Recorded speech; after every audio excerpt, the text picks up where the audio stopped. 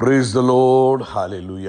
സ്തോത്രം സ്തോത്രം സ്തോത്രം സ്തോത്രം സ്തോത്രം. കർത്താവിൻ്റെ അതിപരിശുദ്ധമായ തിരുനാമം ഈ അനുഗ്രഹിക്കപ്പെട്ട പ്രഭാതത്തിൽ വാഴ്ത്തപ്പെടുമാറാകട്ടെ. പ്രിയപ്പെട്ട ദൈവമക്കളെ, നമുക്ക് ഒരുമിച്ച് 2025 മാർച്ച് മാസം 7-ാം തീയതി വെള്ളിയാഴ്ച പ്രഭാതത്തിൽ കർത്താവിനെ ആരാധിക്കുവാനും കർത്താവിനെ സ്തുതിക്കുവാനും നമ്മുടെ സ്വർഗീയ പിതാവ് നമുക്ക് ഒരുക്കി തന്നിരിക്കുന്ന നല്ല സമയത്തിനായിട്ട് നമുക്ക് നന്ദിയോടെ സ്തോത്രം ചെയ്യാം. Hallelujah, hallelujah, hallelujah, hallelujah. സ്തോത്രം സ്തോത്രം സ്തോത്രം സ്തോത്രം സ്തോത്രം സ്തോത്രം സ്തോത്രം. കഴിഞ്ഞ പകൽക്കാലം മുഴുവൻ നമ്മുടെ കർത്താവ് നമ്മളെ കാത്തു പരിപാലിച്ചു. കരങ്ങളെ ഉയർത്തി പിടിച്ചുകൊണ്ട് കർത്താവിന് അല്പസമയം ഒന്ന് സ്തോത്രം പറഞ്ഞ് സ്തോത്രം സ്തോത്രം സ്തോത്രം സ്തോത്രം സ്തോത്രം സ്തോത്രം സ്തോത്രം. രാത്രികാലം നല്ല ഉറക്കം തന്ന കർത്താവിൻ കരങ്ങൾ ഉയർത്തിപ്പിടിച്ച് കർത്താവിന് സ്തോത്രം പറ. നന്ദിയോടെ സ്തോത്രം സ്തോത്രം സ്തോത്രം സ്തോത്രം സ്തോത്രം സ്തോത്രം സ്തോത്രം. ആരോഗ്യത്തോടെ, സൗഖ്യത്തോടെ, സമാധാനത്തോടെ ഹല്ലേലൂയ. സ്തോത്രം. ഈ പ്രഭാതത്തിൽ ഉണർത്തിയ ദൈവകൃപയ്ക്കായിട്ട് നമുക്ക് കർത്താവിന് സ്തോത്രം ചെയ്യാം. ഹല്ലേലൂയ,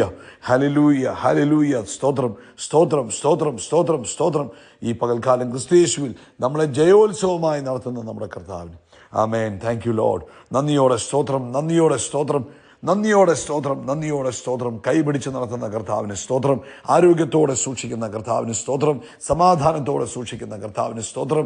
ഇത് കർത്താവിൻ്റെ കൃപയാൽ ഈ ദിവസം നമുക്ക് തന്നതിനായിട്ട് കർത്താവിന് സ്തോത്രം ചെയ്യാം.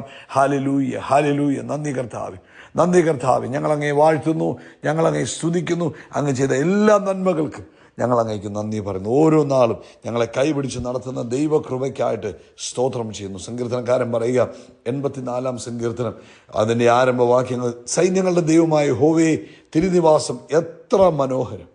എൻ്റെ ഉള്ളം യഹോവയുടെ പ്രാകാരങ്ങളെ വാഞ്ചിച്ച് മോഹിച്ചു പോകുന്നു.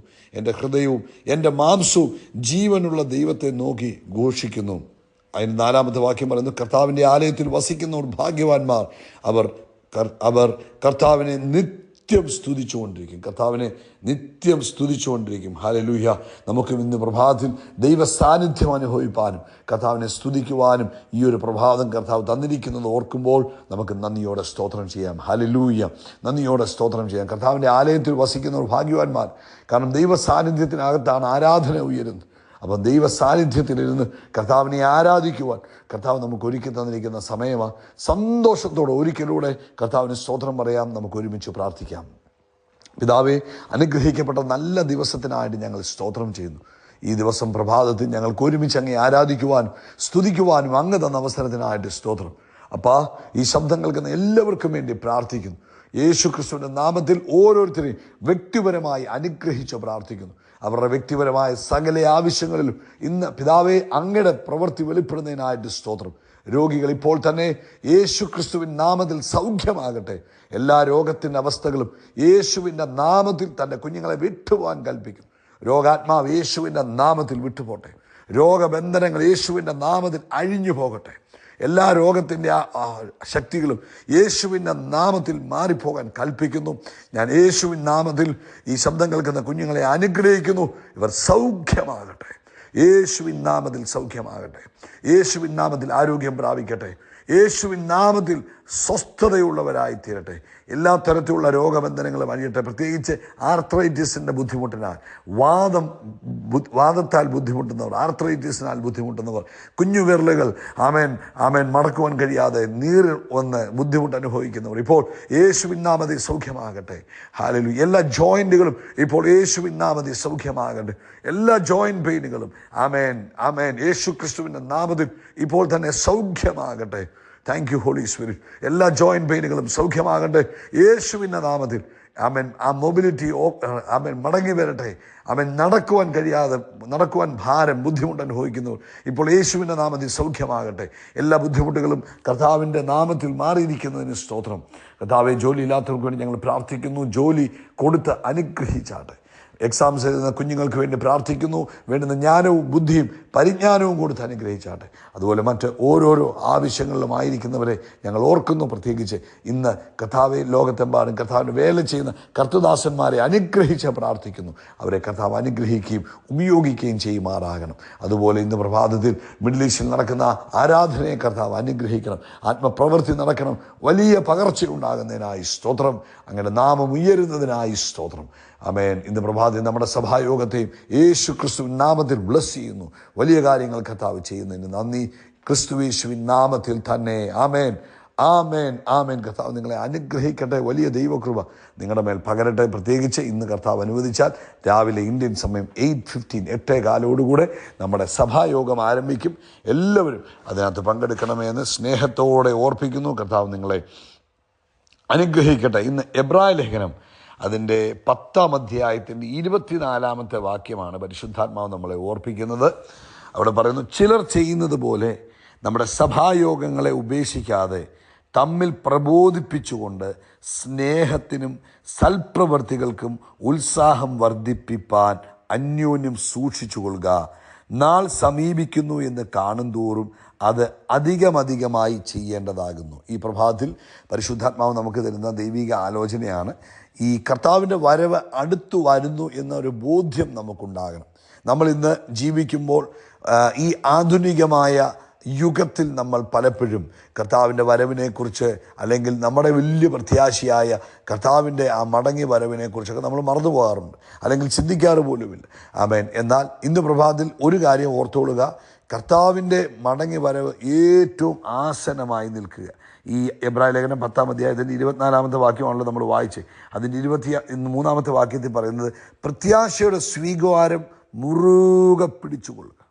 വാഗ്ദത്തം ചെയ്തവൻ വിശ്വസ്തനല്ലോ, വാഗ്ദത്തം ചെയ്തവൻ വിശ്വസ്തനല്ലോ. അപ്പോൾ നമ്മുടെ കർത്താവ് വാഗ്ദത്തം ചെയ്തിട്ടുണ്ടോ, അതിനകത്തൊക്കെ കർത്താവ് വിശ്വസ്തനാണ് എന്ന് വെച്ചാൽ എന്തുവാ അതിൻ്റെ അർത്ഥം? ആമേൻ. ഈ അന്ത്യകാലത്ത് കർത്താവിൻ്റെ വരവ് ഏറ്റവും അടുത്ത് നിൽക്കുമ്പോൾ നമ്മുടെ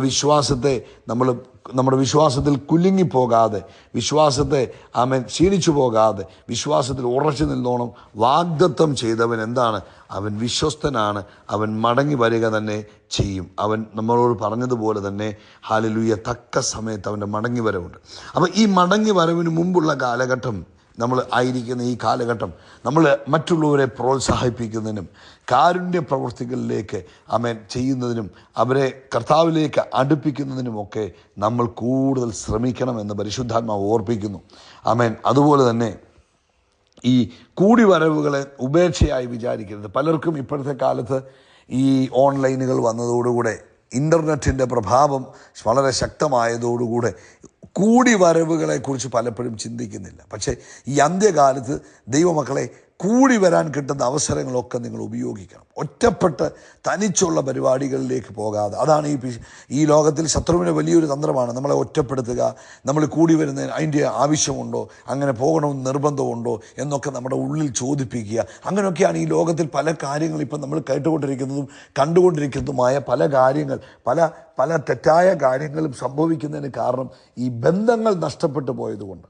കുടുംബത്തിനകത്തുള്ള ബന്ധങ്ങൾ നഷ്ടപ്പെട്ടു പോയി, അയൽക്കാരുമായിട്ടുള്ള ബന്ധങ്ങൾ നഷ്ടപ്പെട്ടു പോയി, സമൂഹത്തിലുള്ള ബന്ധങ്ങൾ നഷ്ടപ്പെട്ടു പോയി. എല്ലാവരും ടിവിക്കകത്തും മൊബൈലിനകത്തും ഒക്കെ ഒറ്റപ്പെട്ട് അവരവരുടെ വീടുകൾക്കകത്തും ഒക്കെ, വീടുകളിൽ നിന്ന് മാറി മുറികൾക്കകത്തും ആ റൂമിനകത്തൊക്കെ കെട്ടപ്പെട്ടു പോകുന്ന ഒരു അനുഭവം വരിക. എന്നാൽ ഈ അന്ത്യകാലത്ത് കൂട്ടായ്മ വളരെ ഇമ്പോർട്ടൻ്റ് ആണ്. ദൈവമക്കളെ കൂടി വരുവാൻ കിട്ടുന്ന അവസരങ്ങളെ ഉപയോഗിക്കണം. അല്ലെങ്കിൽ ഞായറാഴ്ചയോ അല്ലെങ്കിൽ വെള്ളിയാഴ്ചയോ ആകുന്ന ഒരു സഭായോഗമല്ല. അതല്ലാതെ എപ്പോഴൊക്കെ ദൈവമക്കൾക്ക് ഒന്നിച്ചു കൂടി വരുവാനും ഒരേ ആത്മാവിൽ പാടുവാനും പ്രാർത്ഥിക്കുവാനും ദൈവവചനം കേൾക്കുവാനും അന്യോന്യം പ്രബോധിപ്പിക്കുവാനും ഒരുവനെ ബലപ്പെടുത്തുവാനും ഒരുവനെ ശക്തീകരിപ്പാനും ബലഹീനതയിലിരിക്കുന്നവനെ ബലപ്പെടുത്തുവാനും ദുഃഖത്തിലിരിക്കുന്നവനെ ആശ്വസിപ്പിക്കുവാനും ഒക്കെ കിട്ടുന്നതായ അവസരങ്ങൾ തക്കത്തിൽ ഉപയോഗിക്കണമെന്നാണ് പരിശുദ്ധാത്മാവ് ഈ കാലഘട്ടത്തിൽ നമ്മളെ ഓർപ്പിക്കുന്നത്. അത് അവഗണിക്കാനുള്ള സമയമല്ലിത്. ആമേൻ. ഇത് വാസ്തവത്തിൽ കർത്താവിൻ്റെ വരവ് അടുത്തിരിക്കുന്നത് കൊണ്ട് കൂടുതൽ ഉത്സാഹത്തോടെ കൂടി വരണം. ആഴ്ചയിൽ ഒരു കൂടി വരവായി പോകാതെ എത്ര പ്രാവശ്യം കൂടി വരുവാൻ പറ്റുമോ, എത്ര പ്രാവശ്യം ഒന്നിച്ചിരുന്ന് പ്രാർത്ഥിക്കാൻ പറ്റുമോ, എത്ര പ്രാവശ്യം ഒന്നിച്ച് അങ്ങോട്ടും ഇങ്ങോട്ടും ബലപ്പെടുത്താൻ പറ്റുമോ, അങ്ങോട്ടും ഇങ്ങോട്ടും കാണാൻ പറ്റുമോ, അതൊക്കെ കാണണം. അത് ഈ അന്ത്യകാലത്ത് ദൈവസഭ കൂടുതൽ ശ്രദ്ധയോടുകൂടെ ചെയ്യണമെന്ന് പരിശുദ്ധാത്മാവ് ഓർമ്മിപ്പിക്കുന്നു. കൂടുതൽ ആകാംക്ഷയോടുകൂടെ ദൈവ മക്കൾ കൂടി വരണമെന്നാണ് പരിശുദ്ധാത്മാവ് ആഗ്രഹിക്കുന്നത്. ശത്രുവാകുന്നവൻ ആഗ്രഹിക്കുന്നു ദൈവമക്കൾ ഒന്നിച്ചു കൂടി വരരുത്, ഒന്നിച്ചിരുന്ന് പ്രാർത്ഥിക്കരുത്, ഭിന്നിക്കരുത്, ഒന്നിച്ചിരുന്ന് ആരാധിക്കരുതെന്ന് അവൻ ശത്രു ആഗ്രഹിക്കുമ്പോൾ ദൈവത്തിൻ്റെ മക്കളായ നമ്മൾ തിരിച്ചറിയുകയും എത്ര പ്രാവശ്യം നിങ്ങൾക്ക് ഒന്നിച്ചു കൂടി വരുവാൻ കഴിയുമോ അത്രയും പ്രാവശ്യം ഒന്നിച്ചു കൂടി വന്ന് ദൈവത്തെ ആരാധിക്കണം. ഇപ്പോഴത്തെ കാലഘട്ടത്തിൽ മനുഷ്യൻ പറയും, അങ്ങനെ കൂടി വരേണ്ട ആവശ്യമുണ്ടോ, അങ്ങനെ എപ്പോഴും ഇങ്ങനെ കൂടി വന്ന് പ്രാർത്ഥിക്കണമെന്ന് നിർബന്ധമുണ്ടോ? യെസ് സഹോദരങ്ങളെ, വേദപുസ്തകം നമ്മളെ അത് ഓർപ്പിക്കുന്നു. അതും പ്രത്യേകിച്ച് അന്ത്യകാലത്ത് വളരെ അത് തീക്ഷ്ണതയോടെ ചെയ്യണമെന്നും. ആ കൂടിവരവിനകത്താണ് പലരുടെയും നിരാശകൾ മാറുന്നത്, ബുദ്ധിമുട്ടുകൾ മാറുന്നത്, ഒരുത്തനെ ബലപ്പെടുത്തുന്നത്, ഒരുത്തന് ആശ്വാസം കൊടുക്കുന്നത്, അവരിലുള്ള ഏകാന്തതയൊക്കെ മാറിപ്പോകുന്നത് ഈ കൂടിവരവുകളിലാണ്, ഒത്തുചേരലുകളിലാണ്. അതുകൊണ്ട് പരിശുദ്ധാത്മാവ് ഓർപ്പിക്കുന്നു, കൂടിവരവ് മുടക്കരുത്, ഒത്തുചേരലുകൾ ഉപേക്ഷയായി വിചാരിക്കരുത്. ഒന്നിച്ചിരുന്ന് പ്രാർത്ഥിക്കുന്നതിന് വളരെ പ്രാധാന്യമുണ്ട്. അതുമാത്രമല്ല, തനിച്ചിരുന്ന് പ്രാർത്ഥിക്കുമ്പോൾ വ്യാപരിക്കുന്ന ദൈവശക്തിയും ഒന്നിച്ചു കൂടി ഇരുന്ന് പ്രാർത്ഥിക്കുമ്പോൾ വ്യാപരിക്കുന്ന ദൈവശക്തിയും തമ്മിൽ വ്യത്യാസമുണ്ട്. കോർപ്പറേറ്റ് അനോയിൻറ്റിംഗ് ഉണ്ട്. അതുകൊണ്ടാണ് കർത്താവ് പറയുന്നത്, നിങ്ങൾ ഐക്യമത്യപ്പെട്ട് നിങ്ങൾ കൂടി വരുമ്പോൾ എന്നൊക്കെ കർത്താവ് പറഞ്ഞിരിക്കുന്നത്. അതുകൊണ്ട് ഈ അന്ത്യകാലത്ത് കൂടിവരവുകളെ, ഒത്തുചേരലുകളെ നിരുത്സാഹപ്പെടുത്താതെ ദൈവമക്കൾ ഒന്നിച്ചു ചേരുമെന്ന് പ്രാർത്ഥിക്കുവാൻ, സഭായോഗം കൂടുവാൻ, ഉപവാസ പ്രാർത്ഥനകൾ നടത്തുവാൻ, പ്രാർത്ഥനായോഗങ്ങൾ നടത്തുവാൻ, ഒന്നിച്ചിരുന്ന് പ്രാർത്ഥിക്കുവാൻ കൂടുതൽ പരിശ്രമിക്കണം. കുഞ്ഞുങ്ങളെ അതിനകത്ത് പങ്കാളികളാക്കണം. കഴിവതും ആളുകളെ അതിന് പ്രോത്സാഹിപ്പിച്ച് അതിനകത്ത് ചേർക്കണം. കർത്താവ് നിങ്ങളെ അനുഗ്രഹിക്കട്ടെ. യേശു ക്രിസ്തുവിൻ്റെ നാമത്തിൽ നമ്മൾ ആകാശത്തിലെ നക്ഷത്രങ്ങൾ പോലെയും കടൽ തീരത്തിലെ മണൽത്തരി പോലെയും വർദ്ധിച്ചു വരും. We are blessed. We are really blessed. We are permanently blessed and highly favored. God bless you. God bless you. God bless you.